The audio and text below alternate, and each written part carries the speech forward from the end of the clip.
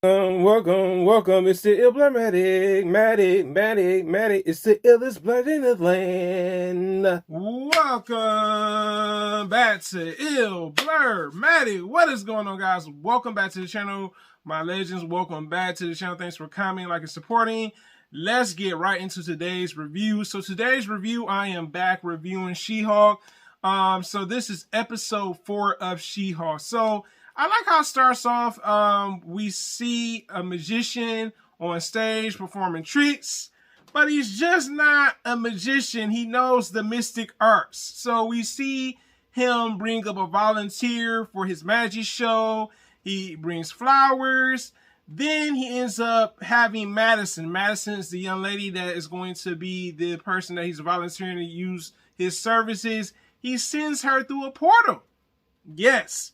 But not just any portal, this portal to pretty much the underworld or hell.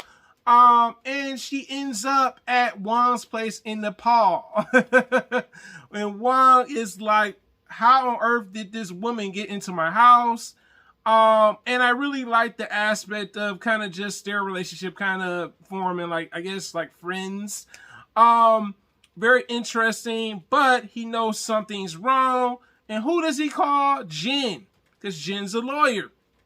And we see that Jin kind of tells Wong, like, yeah, Donnie, did he sign an agreement? You know what I'm saying? Is there some type of paperwork? He's like, well, he is using magic. He's like, well, magic needs paperwork, meaning that you can't use that as evidence. You need paperwork or physical evidence. So I did love that aspect of the episode, to see that Wong doesn't know how the lawyer world works, and him being a witness to that.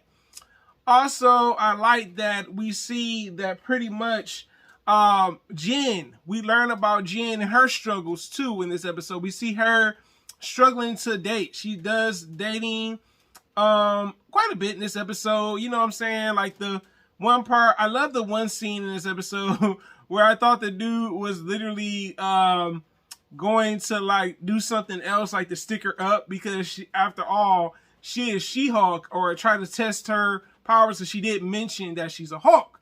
So I was like, oh, snaps. To find out he was like, oh, I'm done. I don't want nothing to do with you. You know what I'm saying? The other part of the episode, we see like it was more like speed dating elements to it. Like, she get this guy, she get that guy. And the thing was, it seemed like Jin, like Cousin Bruce mentioned, that you're going to struggle with this, because the thing is, you don't understand, you are only still looking at yourself as Jin. People are going to see you more as She-Hulk. So it seemed like she still got the struggle going on. And she's kind of accepting She-Hulk a little bit more. I like that in this episode. We see her embrace it. Like, even with the dating profile that she had, the first one was Jin. That felt miserably. Once she started to accept her other part of herself, She-Hulk, people flock to her on the dating app. But let's talk about the most interesting news. When Wong goes to court to confront Donnie. I like this. Let me just say why. Donnie come prepared, boy. Donnie Blaze, my man's came with the Magic Squad. You know what I'm saying? He's not, he never succeeded at being a student of Wong's. He came, his lawyer was a musician, his witness was a musician. His witness is like his, what do you call it, wingman. Because this man is down for Donnie for the cause, you know what I'm saying?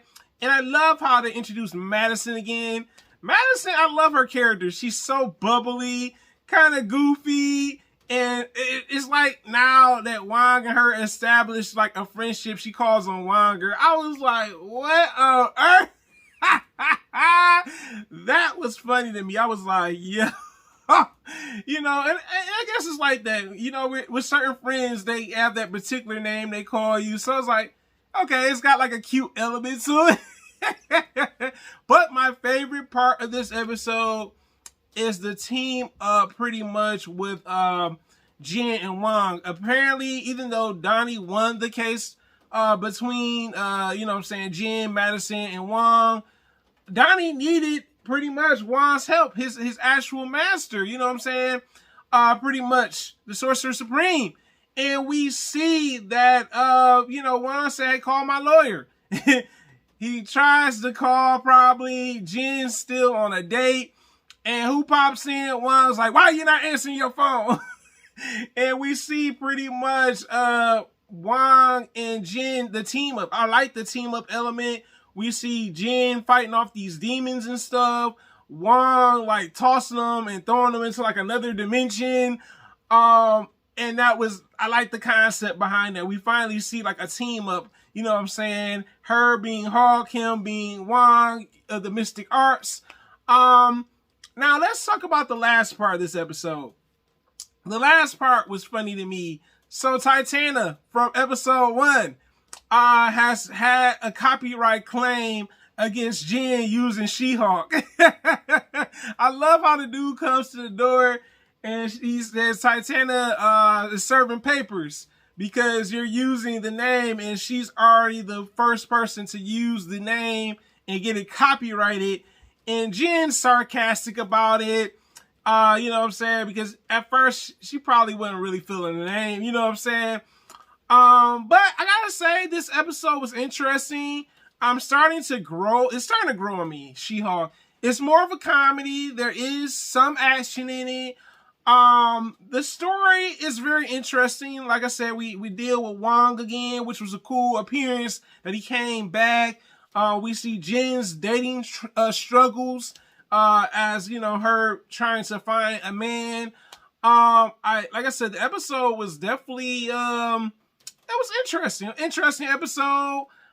We saw Wong's former student, the Wong and Madison best friends, type of thing. But guys, have you seen the latest episode of She-Hulk? You tell me in the comments, guys. Your boy Blurmatic, guys. Thanks for commenting. Thanks for liking. If you have not subscribed, become a legend of the channel. Have a great Thursday, and I'm out. I want to thank the legends of the channel, the Blurmatic, Maddie.